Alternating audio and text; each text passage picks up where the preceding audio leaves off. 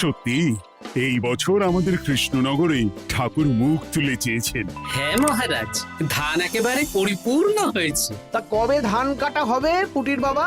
ধান তো একেবারে পেকেই এসেছে, সপ্তাহখানেকের মধ্যে ধান কাটতে হবে। বেশ বেশ, তাহলে তো ভালোই হলো। এই মাসের শেষের দিকেই তো নবাব বাহাদুরকে শস্যের খাজনা পাঠানোর কথা। হ্যাঁ মহারাজ, এবারে নবাব বাহাদুর খুশি হবে। ঠিক বলেছ গোপাল।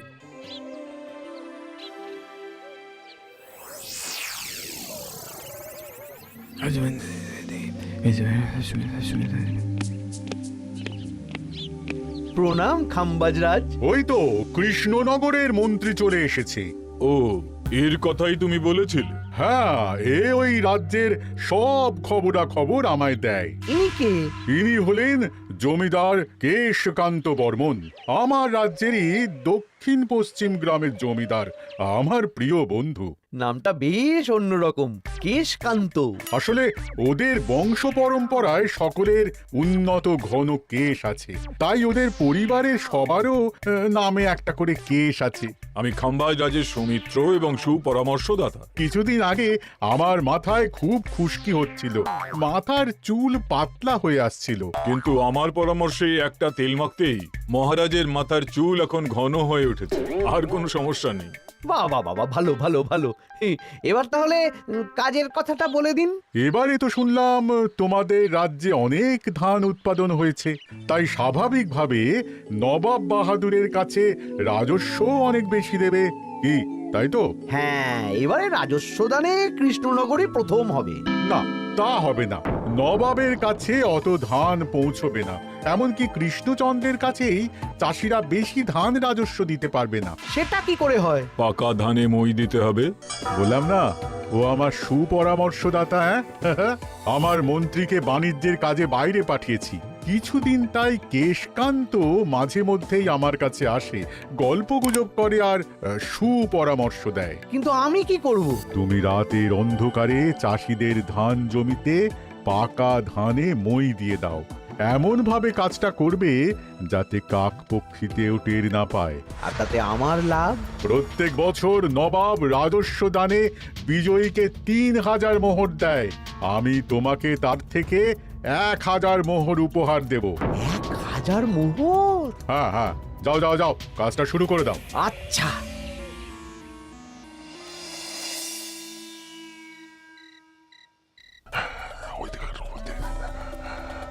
তাহলে আর দেরি কেন, মন্ত্রী মশাই কথা মতো কাজ শুরু কর। হ্যাঁ হ্যাঁ, চল।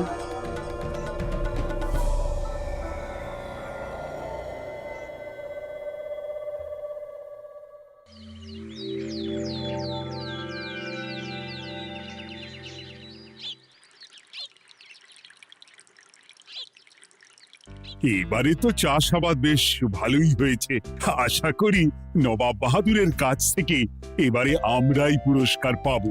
হ্যাঁ মহারাজ, সারা বাংলায় কৃষ্ণনগরের মতো উৎপাদন এই বছরে কোথাও হয়নি।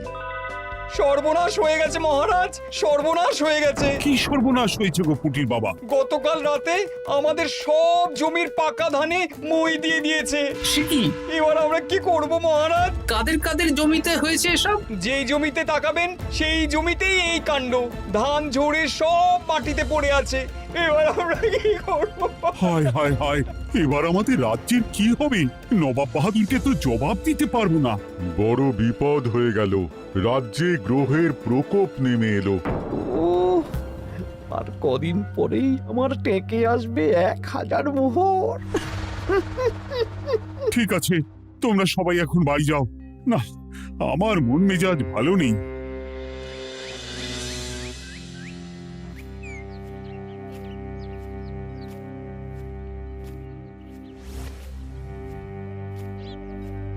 ওগো, তুমি শুনেছো কি হয়েছে? পুটির মা হাউ হাউ করে কাঁদছিল গো। হ্যাঁ গিন্নি, পুটির বাবা কয়েকজন চাষি ভাইদের নিয়ে রাজসভায় এসেছিল। শুনলাম রাতারাতি কে বা কারা চাষ জমিতে পাকা ধানে মই দিয়েছে। কত বড় সর্বনাশ হয়ে গেল বলো? কি হবে গো? কি যে হবে ভগবান জানে। বলি, তুমি পারলে না পুটির পুঁটিদের একটু সাহায্য করো। হ্যাঁ, আমি মনে মনে ভেবেই রেখেছি বুঝলে, এবার বেতন পেলে পুঁটিদের বাড়িতে মাসোহারার জিনিসপত্র দিয়ে আসবো। নবাব বাহাদুরের কাছে মহারাজ খাজনা কিভাবে দেবেন? সেটাই তো বুঝতে পারছি না। আপনি এত চিন্তা করবেন না। রাজবাড়ির ভাড়ার থেকে আপাতত কিছু বস্তা ধান পাঠানোর ব্যবস্থা করুন। তারপর নবাব বাহাদুরের কাছে গিয়ে বলবেন, আস্তে আস্তে সব দিয়ে দেবেন মহারাজ। তাই করতে হবে, তাছাড়া তো আর অন্য কোনো উপায় দেখতে পাচ্ছি না। কিন্তু এবারে আর আমাদের মান রক্ষা হবে না। দেখি 2-1 দিনের মধ্যেই যতটা সম্ভব ভাড়া থেকে ধান পাঠানোর ব্যবস্থা করব।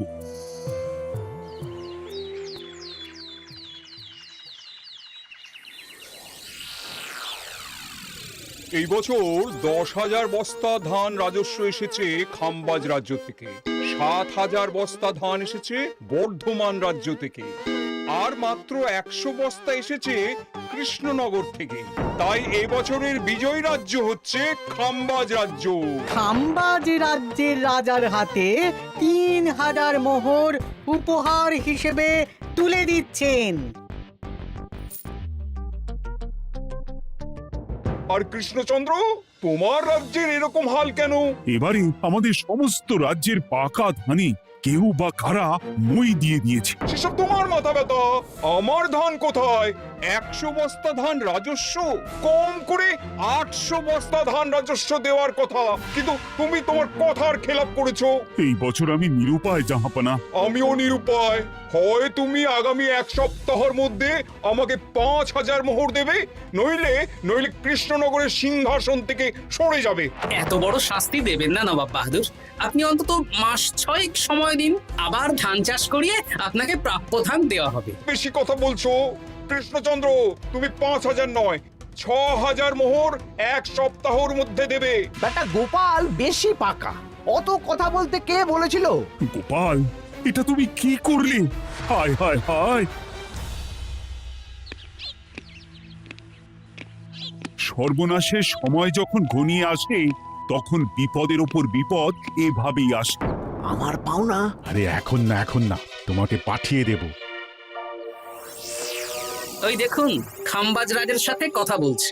এখন বেশি কথা বললে কৃষ্ণচন্দ্র আর গোপাল সন্দেহ করবে। চলুন তো দেখি ওখানে গিয়ে কি কথা বলছে। কি কথা বলছো মন্ত্রী? মন্ত্রী আমায় বিজয় অভিনন্দন জানাচ্ছিল। বিজয় অভিনন্দন তো উপহার পাওয়ার সময় জানাতে পারতেন মন্ত্রী মশাই। যাই হোক, আপনাকে তো ঠিক চিনতে পারছি না। আমার নাম কেশকান্ত, আমি খাম্বাজ রাজ্যের দক্ষিণ পশ্চিম গ্রামের জমিদার। কেশকান্ত আমার বিশেষ বন্ধু। আপনার কেশ নিয়ে বেশ ভাব দেখছি। হ্যাঁ, ওই কদিন আগে তো খাম্বাজ রাজের মাথার চুল পাতলা হয়ে আসছিল, খুশকি হচ্ছিল আর কি। তো ওনার পরামর্শে একটা তেল মেখেই তো খাম্বাজ রাজের আবার ঘন কালো চুল ফিরে এসেছে। কেশকান্ত জমিদার হতে পারে, কিন্তু ওর অর্থনৈতিক অবস্থা তাবর রাজাদের থেকে অনেক ভালো। কয়েক হাজার বিঘা জমির মালিকও, তার সাথে চুলের তেলের ব্যবসা করেও হাজার হাজার মোহর রোজগার করে। এই, এখন চুল নিয়ে চুলোচুলি না করে চলো কৃষ্ণনগরে ফিরি। এমনিতেই মন মেজাজ খারাপ, 1 সপ্তাহের মধ্যে আবার 6,000 মোহর জোগাড় করতে হবে। হ্যাঁ, চলুন চলুন।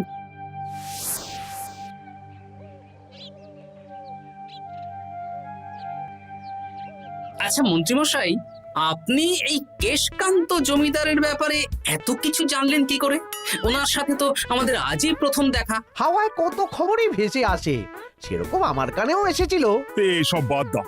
গোপাল, মন্ত্রী, দুজনেই ভাবনা চিন্তা করো কিভাবে 6,000 মোহর জোগাড় হবে। পাকা ধানে মই পড়লো, এখন আবার এত বড় বোঝা।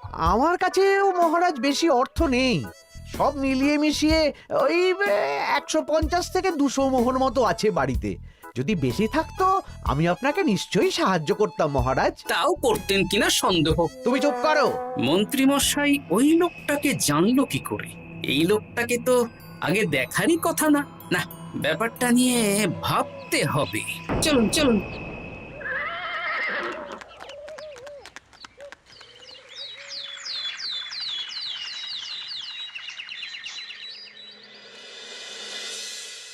বুঝলে গিন্নি, এক সপ্তাহের মধ্যে মহারাজকে ৬,০০০ মোহর জোগাড় করতেই হবে, নইলে সিংহাসন ছাড়তে হবে। এখন কিন্তু আমাদের উচিত মহারাজের পাশে দাঁড়ানো। কিছু ভেবেছো কি? আপাতত আমার বিয়েতে পাওয়া আংটি বন্ধক রাখবো, আর তুমি যদি হ্যাঁ হ্যাঁ, আমার যে দুটো গয়নাগাটি আছে ওগুলো বন্ধক রাখো, পরে আস্তে আস্তে ছাড়িয়ে নেবো খন। দেখি বাকি সভাসদদেরকেও বলবো, যে যতটা পারে, তারপর ভগবানই ভরসা।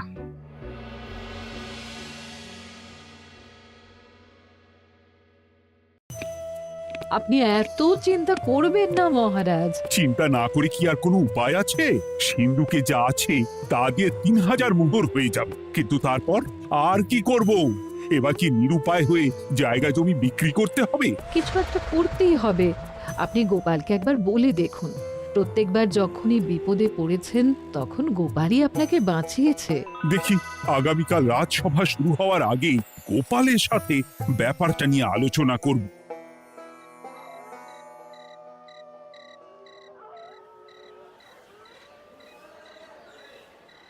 এই যে শ্যাকরা, কি করছো?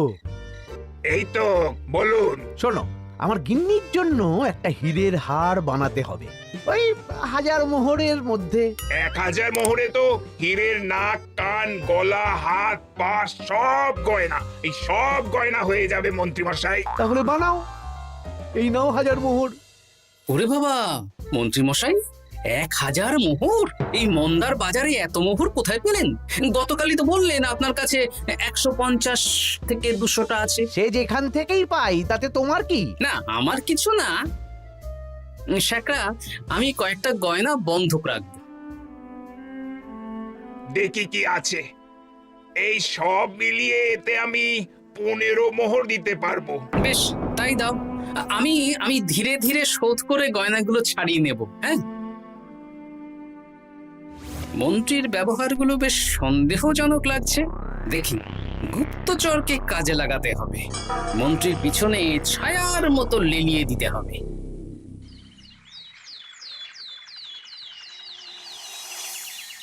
মহারাজ, আমি চেষ্টা করছি আপনার এই মোহর কিভাবে জোগাড় করা যায়, আপ্রাণ চেষ্টা করছি। দেখো, আমি ৩,০০০ মোহর পারবো, কিন্তু তার বেশি হলে জায়গা জমি বেচতে হবে, হাতে যে বেশি দিন সময়ও নেই।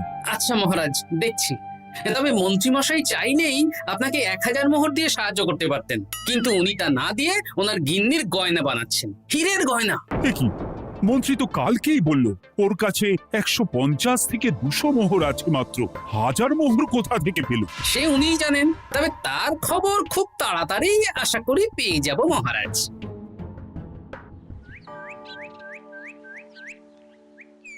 কাজটা একদম ঠিক করলেন না মন্ত্রীমশাই। আপনার কথা শুনে আমরা সবার জমির পাকা ধানে মই দিলাম, কিন্তু আমরা একটা পয়সা পেলাম না। আপনি যে এই কাজ করার জন্য খাম্বাজ রাজার কাছ থেকে ওই ১,০০০ মোহর উপহার পেলেন, সেটা দিয়ে গিন্নির গয়না বানাতে দিলেন, কিন্তু আমাদের বেলায় লবডঙ্কা। এ তোদেরকেও দেবো, একটু সবুর কর, আগে গিন্নির মাথাটা ঠান্ডা করি। না না, আমাদের এক্ষুনি চাই। আরে এক্ষুনি কি করে দেবো, আমার হাত খালি। আচ্ছা আচ্ছা, ঠিক আছে, এই নে ২ মোহর ধর, ২ ভাই ভাগ করে নে, পরে আরো দেবো। এটা কিন্তু ঠিক না। এসব আলোচনা খোলামেলা জায়গায় করা উচিত না। উফ, পরে তোদের সাথে কথা বলবো, এখন যেতে দে, বাজার করব, তারপর আবার রাজসভা আছে।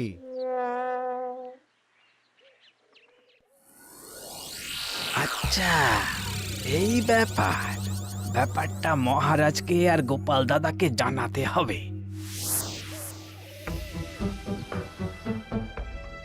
গোপাল দাদা, মহারাজ আসল খবর পেয়ে গেছি। কি খবর? আমি একটু আগে শুনলাম। কাজটা একদম ঠিক করলেন না মন্ত্রীমশাই।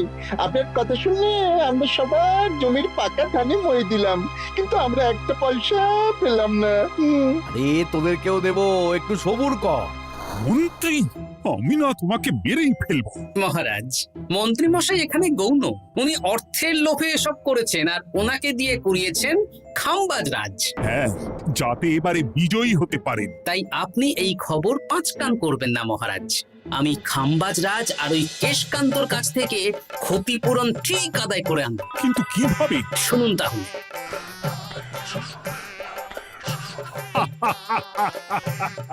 দারুণ বুদ্ধি। তাহলে এখন আসি মহারাজ, কাউকে কিচ্ছু বলার দরকার নেই। আপনি শুধু আগামীকাল সন্ধেবেলা খাম্বাজ রাজের দরবারে চলে আসুন, পারলে নবাব বাহাদুরকেও সঙ্গে করে নিয়ে আসুন। হ্যাঁ,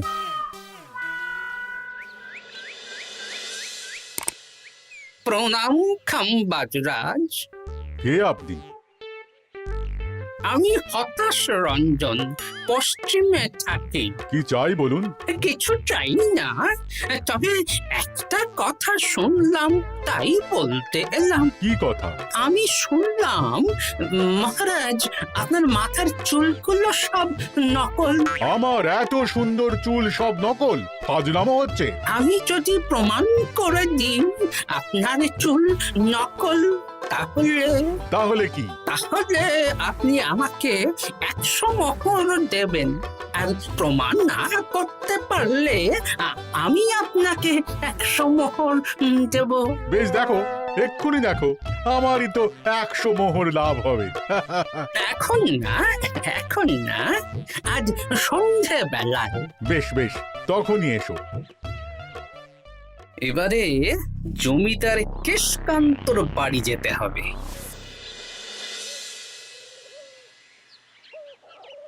জমিদার মশাই বাড়ি আছেন?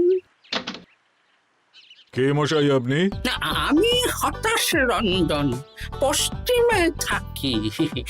আমি বিশাল ক্ষমতাশালী লোক। কিসের ক্ষমতা? আমি রাজরাজাদের মারধর করি, চুল ধরে টানি, শাস্তি দিই। এসব কি উল্টোপাল্টা বলছেন? খাম্বাজ রাজ আপনার বন্ধু না? হ্যাঁ, প্রিয় বন্ধু। ওনাকেও আমি আপনার সামনে চুল ধরে টানবো, কিন্তু উনি কিচ্ছু করতে পারবেন না। উনি আপনাকে শুলে চড়াবেন। কিছুই করতে পারবেন না, বললাম না আমি বিশাল ক্ষমতাশালী লোক। বিশ্বাস হচ্ছে না তো? তাহলে বাজি ধরুন, 10,000 মোহরের বাজি। 10,000 মোহরের বাজি? হ্যাঁ, আজ আমি খাম্বাজ রাজের রাজবাড়ি যাব, আর আমার শক্তি প্রদর্শন করব।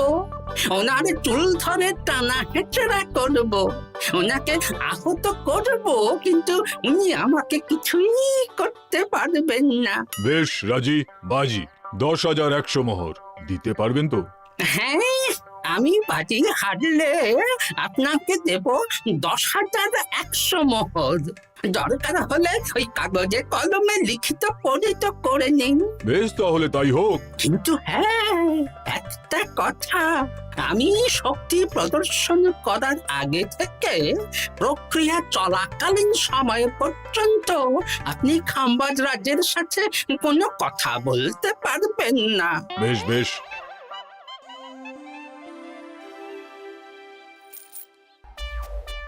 তাহলে শুরু করি।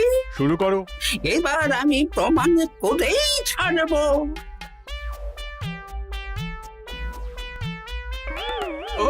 আরে লাগছে লাগছে, বাবারে, লাগছে এই সেরেছে। লাগছে এ তো সত্যি সত্যি চুল ধরে টানছে। লাগছে লাগছে, বাবারে, বাবা। ওরে বাবা রে বাবা, কি শক্ত! এ কি, খাম্বাজ রাজ কিছুই তো বলছেন না? তাহলে কি আমি হেরে গেলাম? না না খাম্বাজ রাজ, আমার ধারণা ভুল, যা শুনেছি তাও ভুল। এবার বিশ্বাস হলো তো? দাও দাও, এবারে 100 মোহর দাও। দিন কেশকান্ত মশাই, আমাকে 10,100 মোহর দিন। এ কি, ও তোমাকে 10,100 মোহর কেন দেবে?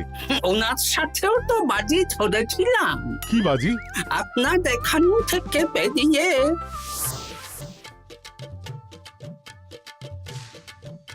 এবারে দিন তো দেখি, সব কাগজ কলমে লেখা আছে। এই নাও। হায় হায় হায় হায়। সাবাস গোপাল, সাবাস, তুমি আমার মুখ রক্ষা করেছো। গোপাল, কৃষ্ণচন্দ্র, নবাব বাহাদুর, আপনারা? হ্যাঁ, আমি গোপাল। এটা ছাড়া আর কোনো উপায় ছিল না খাম্বাজরাজ। আপনি আমাদের মন্ত্রীর মাথা খেয়ে যে জঘন্য কাজটা করিয়েছেন সেটা তো আর প্রমাণ করতে পারতাম না, তাই ছলে বলে কৌশলে আপনার প্রিয় বন্ধুর কাছ থেকে আদায় করে নিলাম। হ্যাঁ নয়, হ্যাঁ।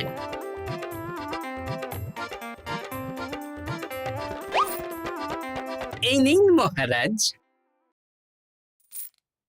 এতে কত মোহর আছে? 10,100 মোহর। এর থেকে 100 খাম্বাজরাজকে দিন, 6,000 নবাব বাহাদুরকে, আর বাকিটা আপনার কাছে রাখুন।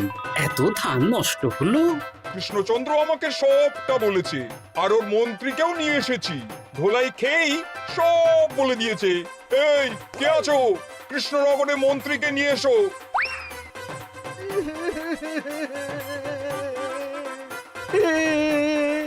মার খেয়ে আমি সব বলে দিয়েছি খাম্বাজরাজ। উদ্ধার করে তো জাহাপানা, আমাকে ক্ষমা করে দিন। এর কোনো ক্ষমা নেই, তোমাকে আমি কারাগারে বন্দি করব। হায় হায় হায়, সামান্য টাকার লোভ করতে গিয়ে পুরো মাঠে মারা গেলাম।